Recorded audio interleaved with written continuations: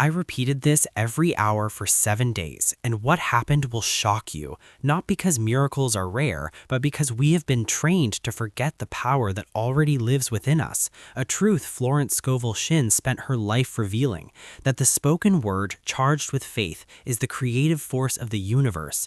And when I began this experiment, I did not expect fireworks or instant riches. I only committed to obedience to a spiritual law, repeating one aligned statement every hour, regardless of mood, circumstances, or evidence. And the moment I decided to do this, resistance appeared, because the ego fears consistency more than effort, yet I persisted. And on the first day, nothing appeared to change externally, but internally a strange calm settled in, as though my nervous system had received a forgotten command.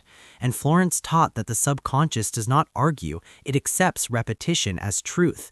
So every hour on the hour, I spoke the words aloud, calmly and deliberately, affirming divine order, supply, harmony, and right outcomes. And although my outer world looked the same, my reactions shifted. Impatience softened, anxiety loosened its grip, and by the second day, I noticed interruptions disappearing, delays resolving themselves without force, and conversations flowing with unexpected ease, because when the mind stops resisting, life stops pushing back.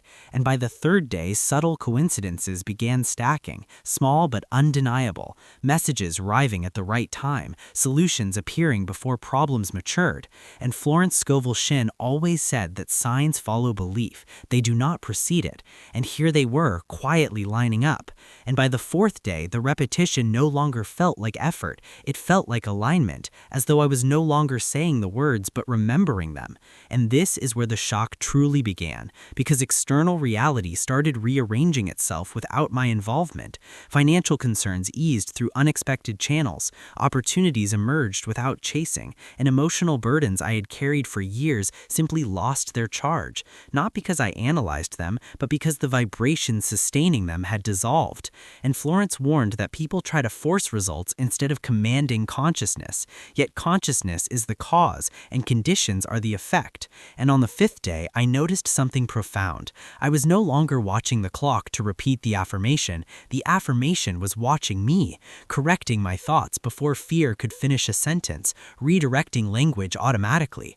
And by the sixth day, others reacted differently to me. Kindness increased, respect surfaced where it hadn't existed, conflict avoided me entirely, because when inner order is established, outer chaos cannot attach itself.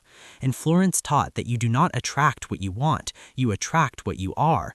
And what I had become through repetition was steady, grounded, and expectant of good. And then the seventh day arrived, and nothing dramatic happened at first, which is exactly why it worked, because true spiritual power never announces itself loudly, it simply replaces the old reality. And by the end of that day, one major situation I had been struggling with resolved itself effortlessly, not through struggle or persuasion, but through divine timing so precise it could not be credited to chance. And I understood then what Florence Scovel Shinn meant when she said that man's word is his wand, that repetition is not begging the universe, but instructing the subconscious, and that miracles are not supernatural events, but natural outcomes of aligned thinking. And what shocked me most was not what appeared, but what disappeared: fear, urgency, doubt, the need to control. Because when you speak truth consistently, illusion collapses. And the reason this practice works is not magic, it is law.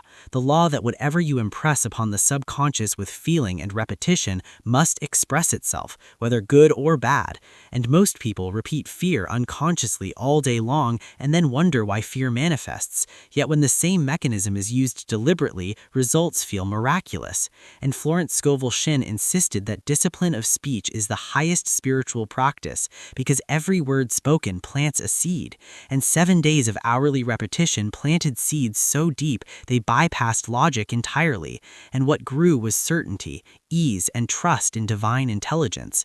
And the greatest realization of all was this: nothing external actually changed first. I changed first, and reality followed as it always does, silently, obediently, because the universe does not test your words, it reflects them. And once you understand this, you never speak casually again, because you realize that every sentence is a prophecy, every repetition is a command, and every day you are either consciously creating creating or unconsciously repeating the past.